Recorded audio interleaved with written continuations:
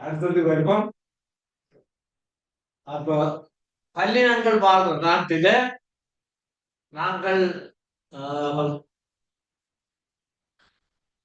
மற்ற இனங்களால் மதிக்கப்பட்டு வாழ வேண்டும் என்றால் நிச்சயமாக எங்களோட மொழியை எங்களோட பண்பாட்டையும் காவிக்கோள் வச்சிருக்கணும். எங்களோட பண்பாட்டை மொழியை வளர்த்தம் என்றால் அந்த இனம் மற்ற இனங்களால மதிக்கப்படாது.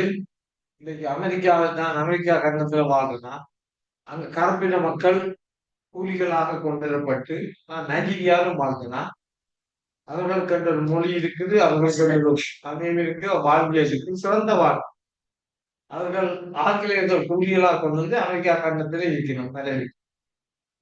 அவங்களோட மொழி தெரியாது, தங்களோட சமயத்தை வளர்ந்துட்டோம், தங்களோட வாழ்க்கை ஒன்றும் தெரியாது. ஆங்கிலேயன் மாதிரி உறுப்பினம், ஆங்கிலேயன் மாதிரி ஆங்கிலம் பேசினோம். இன்னும் விளையாட்டுகள் அதுகள் எல்லாம் கருப்பின மக்கள் சிறந்து விளங்குகிறார்கள். பாட்டு எல்லாத்திலும் டாப் ஜனாதிபதியா கூட வந்துட்டு போயிட்ட. ஆனாலும் கருப்பின மக்களை ஆங்கிலேயர்கள் சமமாக இருக்கு. ஆனா அதே போல யூதர்களையும் சைனீஸ்காரரை ஏற்றிருக்கிறது, அமெரிக்காரர்கள் கூட ஏற்றிருக்கிறது. ஏனென்றால் அவர்கள் தங்களுடைய மொழியையும் வாழ்வியலை கைவிட மாட்டார். அப்ப இந்த ஒரு இனம் தந்த மொழியை பண்பாட்டை விளக்குதோ அந்த இனம் மற்ற இனங்களால மதிக்கப்படாது. ஆனபடினா நாங்கள் எங்களோட மொழியை வாழ்வியலை ஒதுக்கி வச்சிருக்கோம். இது முக்கியமான விஷயம். அதுக்காக இப்படிப்பட்ட துறை சார்ந்த பல கேட்கல இந்த துறையில பணியாற்றி கொண்டிருக்கிறவர்கள் எல்லாரும் நாங்கள் எல்லாரும் நல்ல சேவை செய்யும். அதுக்காக பாடுபடுறோம். நாங்கள் எங்களுக்குள்ளேயே பெருமைப்பட்டுக் கொள்ளலாம், ஆனால் அதை சிறப்பாக செய்யும்.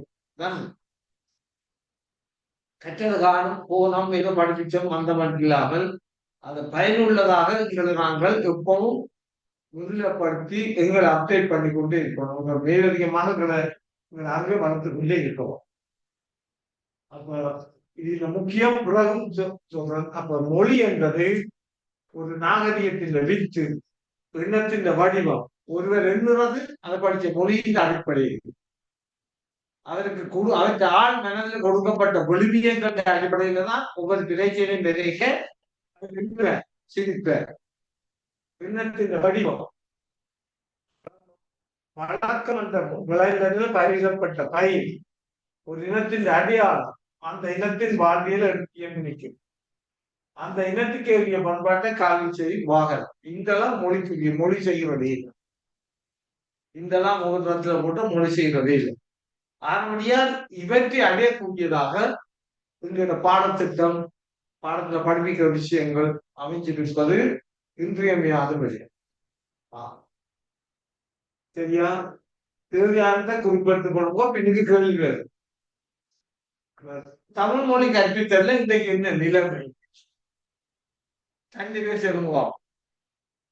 வேற ஒரு பிராங்க்ல இருந்து வந்திருக்காங்க, ஸ்டூடெண்ட் வந்திருக்காங்க, எனக்கு இல்லத்தியாக ஒரு நாள் உதவி.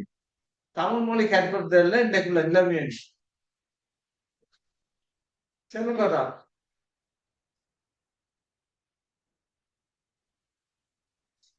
இது எல்லாம் சிரிச்சு கொண்டு இந்த மொழி ஒரு சொல்லுங்க. தமிழ் மொழி கேட்கலையா? சொல்லுங்க, நீங்க சொல்லுங்க. தமிழ் மொழி கற்பிக்கிறதுல இன்றைக்கு இன்றைக்குள்ள நிலைமை என்ன? ஐயா, ஒட்டுமொத்தமா கேக்குறீங்களா இல்ல கூட மெலிசாக இருக்கலாம். சொல்லுங்க. சொல்லுங்க. என்னோட ஆய்வின்படி நான் வந்து சொல்றேன். தமிழ் மொழி கற்பித்தலில் வந்து நான் என்னுடைய எழுத்து கற்பித்தல் மட்டும் காமிக்கிறேன் உங்களுக்கு. அதை செய்த ஆய்வு இருக்கு.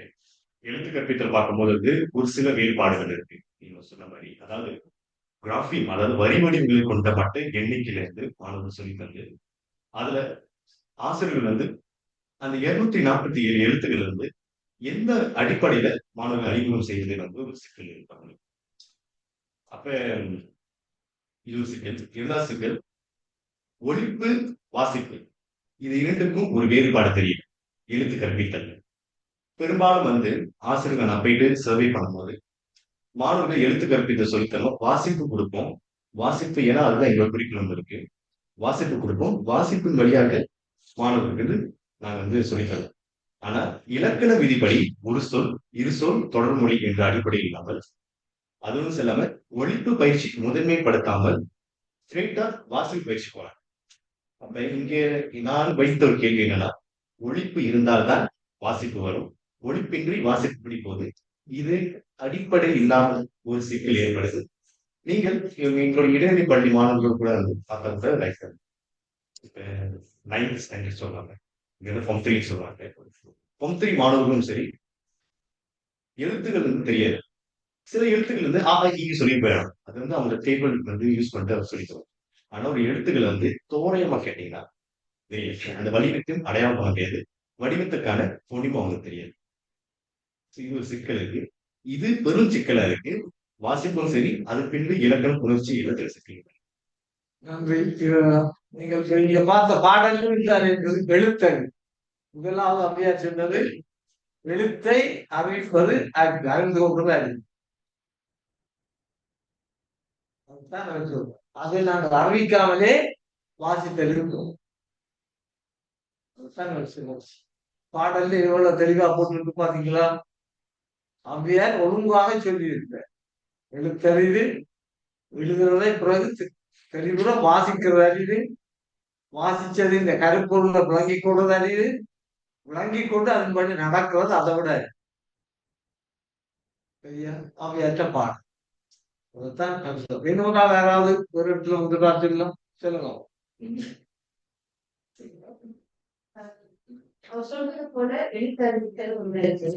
அந்த குழந்தைகள் வந்து முதல்ல எழுத்து அறியாம முதல் பேச்சுல வந்து சொற்களை அறிந்த பிறகு அந்த பிறகுதான் நம்ம எழுத்துக்களை அது ஒரு சிக்கல் இருக்கு. இந்த பேச்சு நிலையில என்ன பிரச்சனை இருக்குன்னு இப்பொழுது சூழல்ல வந்து அவர் ஆங்கிலத்தை முதன்மையாக பேசி தமிழுக்கு வருகிறார். சோ தமிழ் மொழியில வந்து கற்பித்தல் வந்து பெரும்பாலும் இங்கு வந்து ஆரம்ப காலகட்டத்தை முதன்மை மொழியாக இருந்த சொல்லி இரண்டாவது மொழியான கோட்டத்தில் உருவாக்குகின்ற சூழல் மலேசியாவில் இந்த சூழல்ல வந்து எழுத்தறிவித்தல் முதல் முக்கியமா அல்லது அவர்கள் அறிந்த சொற்களை வைத்து அதுல உள்ள எழுத்துக்களை அறிவித்தல் முக்கியமா, அப்புறம் அவர்களுக்கு அந்த ஈடுபாடு எப்படி உருவாக்குவது. ஏன்னா இப்ப மொழி சார்ந்தவர்கள வீட்டுல கட்டாயப்படுத்துவதனால மொழிகள் வந்து தமிழ் மொழி போகிறார்கள். சூழல் உருவாகின்றது. அந்த சூழல்ல இந்த குழந்தைகளுக்கு இந்த மொழியின் அவசியம் எவ்வளவு அவசியம் என்பதை ஆண்களுக்கு மட்டும் சொல்லிக் கொடுக்க கூடாது. இந்த சமுதாயத்திலுமே புரிவிக்கின்ற ஒரு சூழல்ல தமிழ் தமிழ் மொழி சொல்கிறது என்னுடைய நன்றியம்மா. இதுல ஒரு பெரிய கேள்வி கேட்டிருந்தா மொழியை பேசி கொண்டு வர பிள்ளைக்கு எழுத்து அறிவிக்க வருமா இல்லது வாசிக்க பண்ணி போட்டு அதுல உள்ள அதில வர எழுத்துக்களை வச்சு கொண்டு பண்ணிக்கலாம். கொஞ்சம் பேர் சொல்லுங்க.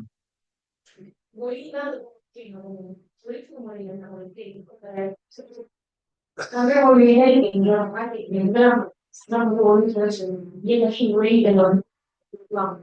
அது என்னன்னா நம்ம வந்து இந்த பாடத்துக்கு இந்த பாடத்துக்கு முடிச்ச பாடத்துல போறதுனால எங்க ஆசிரியர் குறை சொல்லுங்க. நானும் ஆசிரியரா இருக்கிறதுனால எனக்கு தெரியும். இப்போ வந்து பக்கத்துல நிகழமாகும் ஒரே பக்கத்துலன்னா ஒளி நுழைவு கேள்வி சார்ந்தது.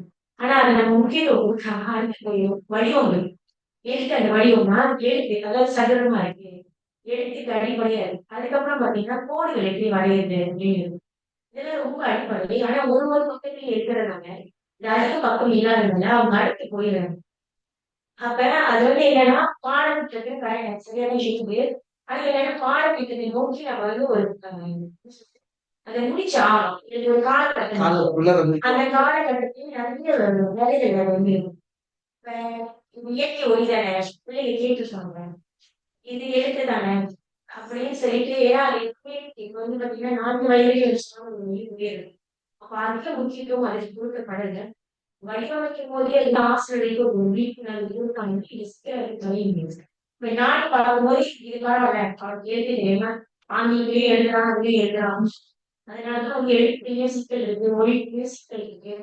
இந்த மாதிரி நான் இந்த இந்த இன்னைக்கு இந்த சென்னா மொழியைக்குள்ள உங்களுக்கு இப்ப கல்வியே தெரிஞ்சதுக்கும் பதில் கிடைச்சுதா அந்த சொல்லுங்க அதை புரிய சரியா? மாணவர்கள் இப்ப இங்கேயும் கூட தொடர்ந்து 6ஆம் வகுப்பில தொடர்ந்து தமிழ் பாடமாக இருக்காத நிலைமைக்கு தமிழ் பள்ளிக்கு போகாத நிலைமை. இது பல்வேறு காரணங்கள் சொல்லப்பட்டாலும் தமிழ் கற்பிக்கிறதோட சிக்கல் ஒரு அடிப்படை காரணம் தான். வேறு நாடுகளிலும் இதான் நினைச்சு தமிழ் கற்பிக்கிறதுல தமிழ் அவனுக்கு புள்ளிகளை தருது, மற்ற பாடங்களை போல புள்ளிகளை தருகிறது. இது ஒரு பெரிய சிக்கல் எல்லா நாடுகளிலும் இருக்கு. காரணம் உங்களோட கற்பிக்கிற முறை சரியானது. அதை பார்ப்பதான் அந்த அப்ப அவருக்கு என்ன சிக்கல் இருக்குது, அந்த மாணவர்கள் என்ன பிரச்சனையை தமிழ் படிக்க எதிர்கொண்டு எல்லாம் எங்களுக்கு தெரியும் சிக்கல்கள் எல்லாம். இதுக்கு முதல் என்னுடைய கருத்தரங்கு வந்தாக்கள் இருந்தா கைத்துங்கவும் வயது மேல இருக்கிற அவர்கள் என்னுடைய கருத்தரங்கு ஒன்று வேறு அது என்னட்டு வந்தாக்கள் நீங்க புத்தாம்பதிக்கு நீங்கள் வந்தீங்களா கருத்தரங்கு? சரி, மாணவர்கள் எதிர்கொள்ற சிக்கல் என்ன? இது எல்லாருக்கும் தெரிஞ்ச சிக்கல் தான். ஆனா பதில் தெரியுமான்னு பார்ப்போம். நான் சொன்னேன் அது அறிமுகப்படுத்துற மாதிரி நான் தமிழ் வாத்தியார் இல்லை, நான் கெமிஸ்ட் ஜெனரல் எலக்ட்ரிக்கல சிலிகான் ப்ராடக்டில் நான் கெமிஸ்டா நல்ல சம்பளத்தில் வேலை செய்து கொண்டிருந்தேன். கனடா 89ஆம் ஆண்டு பள்ளிக்கூடத்தை தமிழ் பிள்ளைகளுக்காக ஆரம்பிச்சேன். அதுக்கு பெரிய வரலாறு பற்றி நான் ஆரம்பிக்க வேண்டி வந்தேன். அப்ப ஒரு நாள் 7ஆம் வகுப்பில 3ஆம் வகுப்பில கிட்டத்தட்ட 13 வளாகங்கள் இருக்கிறது இந்த பள்ளிக்கூடத்துல 7,000 பிள்ளைகள் படிச்சு. அதுல 3ஆம் வகுப்புல 700 பேர் 790 பிள்ளைகள் தேர்வு எழுதுவாங்க. அப்படியே 8ஆம் வகுப்புல பார்த்தா 86 பேர் தான் நடுவு. 3ஆம் வகுப்பு 8ஆம் வகுப்பு முறையில கிட்டத்தட்ட 90 விழுக்காடு பிள்ளைகள் விட்டுட்டு போயிட்டார். ஆனால் அதே பிள்ளைகள் நாங்கள் அங்க மியூசிக் படிப்போம், இசை படிப்பிப்போம், நடனம் படிப்பிப்போம், அதுக்கெல்லாம் பாடுறாங்க. ஆனா தமிழை விட்டுட்டான். அப்ப இவங்களை கூப்பிட்டு நாங்க விசாரிச்சோம், ஒவ்வொரு பிள்ளைகளா கிட்ட ஏன் விட்டுட்டு போகணும். அப்படித்தான் கடந்த ஆண்டு இந்த 98ஆம் ஆண்டுல பார்த்து கடந்த ஆண்டு முழுவதும் அப்படித்தான் நிலவு. ஏன் பிள்ளைகள் 4, 5, 6, 7 அப்படியே குறைஞ்சு கொண்டு போய் 8ஆம் வகுப்பு கூட்டி வர்றான், சுட்டிட்டு போறாங்க. அண்டா கருத்து பாக்கியெல்லாம் அங்க தெரியுது. தாய் தகப்பன் தமிழ் படிக்கணும்னு விரும்பி கொண்டிருக்க முடியும். வயது கொஞ்சம் முதிர்ந்த உடனே நோ அண்டு மாட்டேன் அன்று சொல்ற விஷயம் அவனுக்கு முடியும் அண்ட இது வந்த உடனே நான் போக மாட்டேன் தான் வீட்டுல நிற்கிறான். தமிழுக்கு போக மாட்டேன், தமிழ் போறேன் கஷ்டம் அதற்கு கரெக்டாக சொல்லும்.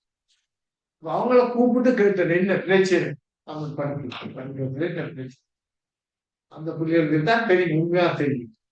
அவர்கள் சொன்னது ஒன்று, தமிழ் மொழியில 247, இங்கிலீஷ்ல 26.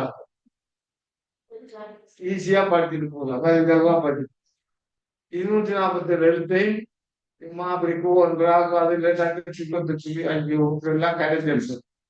ஒன்றும் 247 எழுத்தையும் அப்படி தலைக்கு கொண்டு போகும்.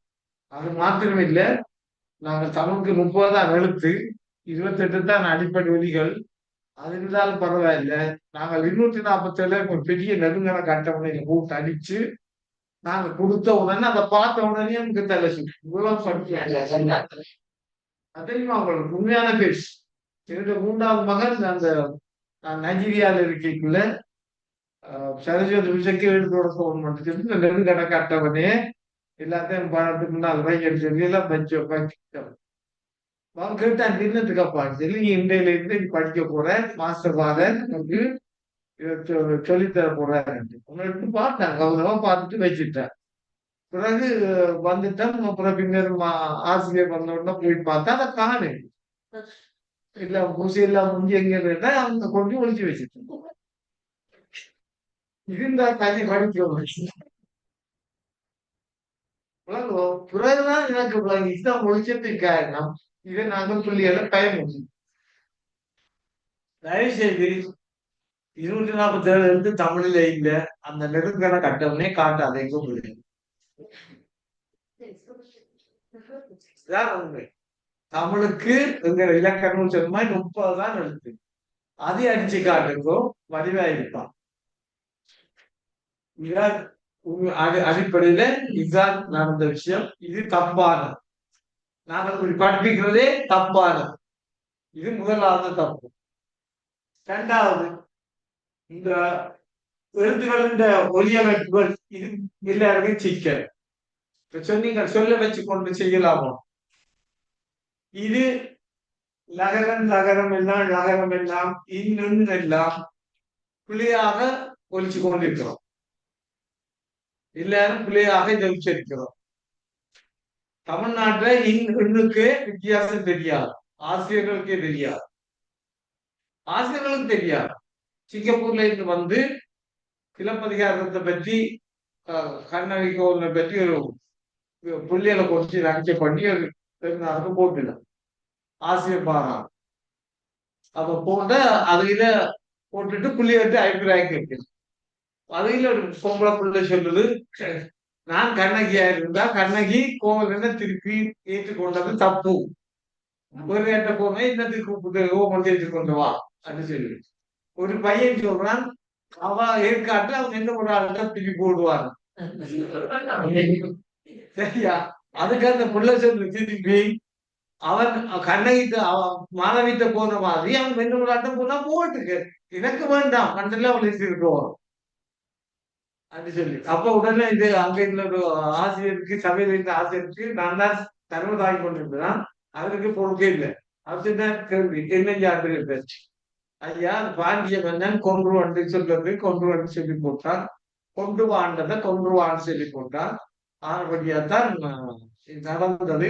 அப்ப உடனே அந்த சிங்கப்பூர்ல உள்ள ஆசிரியர் அந்த பாடலையே பாடு, இதெல்லாம் பிள்ளைகள் படிப்பிக்க பிள்ளைகளுக்கு அபிப்பிராயம் இருந்தாலும் அவர் குற்ற பாடிட்டேன்.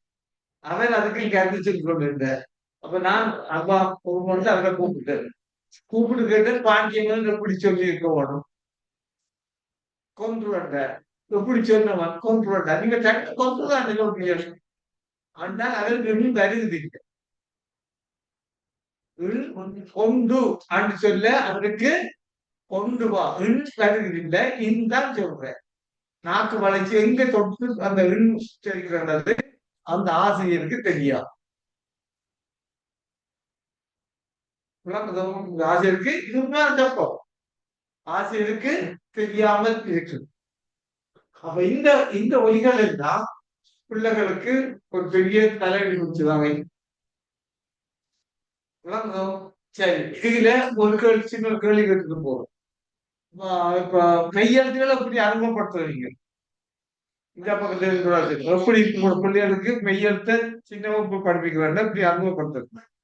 வர்ணம்னா எப்படி வர்ணத்தை என்ன தெரியுங்க சொல்லுங்க, சொல்லி காட்டு எப்படி பிள்ளைகளுக்கு சொல்லி வர்ணம் எப்படி சொல்லுங்க. இது வந்து எங்களோட பாடத்திட்டத்துல இல்ல, ஆனா நான் படிச்சனால என்ன செய்யலாம், வன்னியம்னா வன்மையான ஓசை. இதெல்லாம் வல்லினத்துக்கு டெபினிஷன் கேட்கல, நான் கேட்கிறேன் பிள்ளைகளுக்கு மெய்யெழுத்துக்களை எப்படி அறிமுகப்படுத்துறீங்க? கசேட்டல பாருங்க. சரி, ஓகே. இப்ப கசேட்டல பாருங்க நீங்க சொல்றதால என்ன நடக்குது?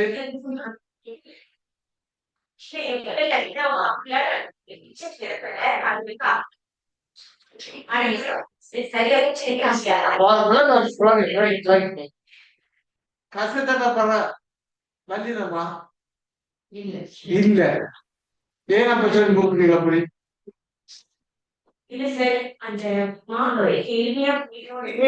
அது அங்கதான் நீங்கள் மொழியை ஆழ்மனதுல ஒவ்வொரு எழுத்தை எப்படி முதல் பதிய வைக்கிறீங்களோ குரான் தோசை கேட்ட உடனே படியா. இப்ப நான் எல்லாரையும் கேள்வி கேட்கிறேன், படிப்பு கேட்கல. உங்களுடைய அம்மா தெளிவோ தொலைபேசி எடுக்கிறான், அதான் உங்களோட கணவன் எடுக்கிற ஆரண்டு சொல்லாமலே உங்களுக்கு கலைக்கணும்னு தெரியும். எப்படி என்ன நடக்குது? என்ன நடக்குது உங்களுக்கு? என்ன உண்மை? என்ன நடக்குது? ஒலி அங்கால சொல்லி முடியும், ஒலி தெரியுது அங்கால. அந்த மனுஷ இயந்திரத்துல என்ன நடக்குது? இப்ப மல்லிகைப்பூ உங்களோட பாருங்கள், ஒரு பிள்ளை ஒரு அம்மா மல்லிகைப்பூ வச்சிருக்கிறா, பிள்ளை கட்டில என்ன இருக்கு? வாசம் என்ன நடக்குது? சயின்ஸ் என்ன? அதுக்கு என்ன நடக்கும்? உங்களோட ஆள் மனதுல முதல் ஒன்று அறிக்கைக்குள்ள பதியப்படும். இப்ப இந்த முகம் உங்களுக்கு பதிஞ்சிருக்கு, நாளைக்கு இந்த பேர் மறந்து போகும். போர்ட்டபிள் மெமரி, ரைட் சைட் பிரெயின்ல போய் அது பதியும். போர்ட்டபிள் மெமரி என்ன கண்டோன்னு இவரு தெரியும், தீர் என்ன அது யோசிப்பீங்க. விளங்குதோ? ஆள் மனதுல பதியும். அப்ப சுகத்துக்காக பிள்ளையா சொல்லி கொடுத்தால் அதுதான் பிள்ளைக்கு பதிஞ்சிருக்கு. ஆனபடியால் அதன்படியாத்தான் இந்த பிள்ளை எழுத்துக்குள்ள விடுகுது. உங்களோட சுகத்துக்காக சொல்லுங்க, பிள்ளைக்கு ஒரு கஷ்டம் இல்லை. அதான் உண்மை. அல்லது நாங்க எங்களுக்கு சொல்லி தந்த வேண்டிய பின்பற்றி சொல்லி கொடுத்து கொண்டு இருக்கு. இதால் என்ன நடக்குது சொல்லுங்க பாப்போம். உதாரணமாக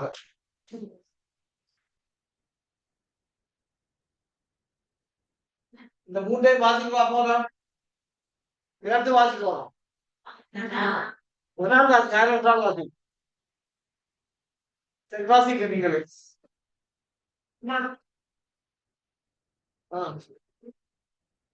நாங்க கண்ணடைன்னு சொன்னோம்.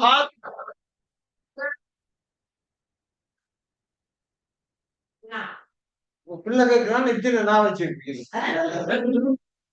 எத்தனை நான் வச்சிருக்கீங்களா உங்கள்கிட்ட கேட்கிறான். இப்ப வாசிக்கும். ஒரு ஆள் இது இல்ல, நாக்க வளைச்சு நகர்ந்த சொல்லும்.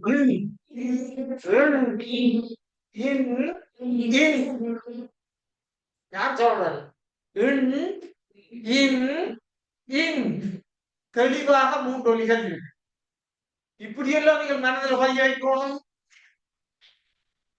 நான் இல்ல, நான் இந்த சண்டை சொல்லியா, மூக்கு சொல்லியா, கண்ணகரமா, இந்த பேச்சு அவனுக்கு இந்த பேச்சே தேவை இல்லை. தன்னகரம், அந்த நகரம், இந்த நகரம் எல்லாம் என்னத்துக்கு கேட்கணும்? அதான் அந்த எழுத்து ஒலி. அப்படியா படிப்பிக்கிறோம்லாங்குதா?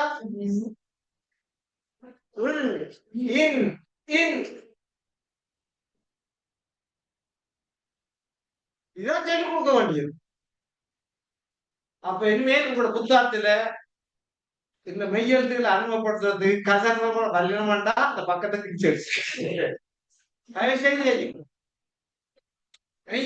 மெய்யெழுத்தாக படிப்பீங்கள். மெய்யெழுத்து ஒலிப்பிலேயே படிப்பீங்கள். ஏனென்றால் அதுதான் பிள்ளைங்க ஆள் மனதில பதிகிறது. உங்களோட அப்பான்ற குரல், மனுஷன் குரல், வாசம், ஐம்பொருளாலும் ஒரு அத்தனை முதல் உண்ட பாக்கைக்குள்ள எப்படி ஆள் மனதில் பதியுதோ அப்படி பதியப்பட்டவங்க.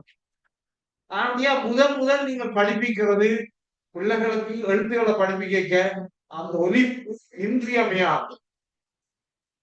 அது அப்படியே உள்ளுக்கு போகணும். ஆழ்மனதில் போய் பதியணும். சரியாக சொல்லிக் கொடுக்கணும். தயவு செய்து இனிமேல் அந்த அகனமேறிய மெய்களை சொல்லி படிப்பிக்காதே. கசட்டு வர்ற வேண்டாம்.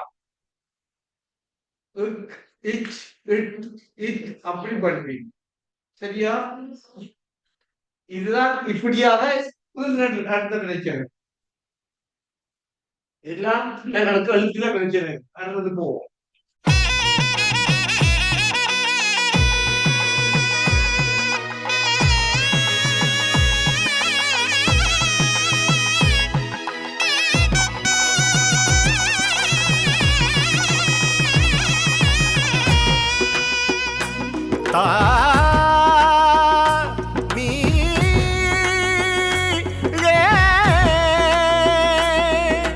அழகு தமிழே.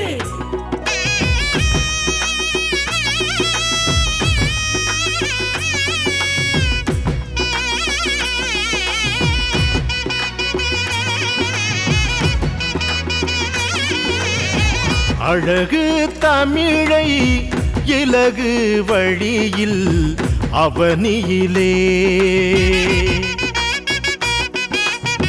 வளமாய் பயில படிமுறை என்றும் வழி தருமே.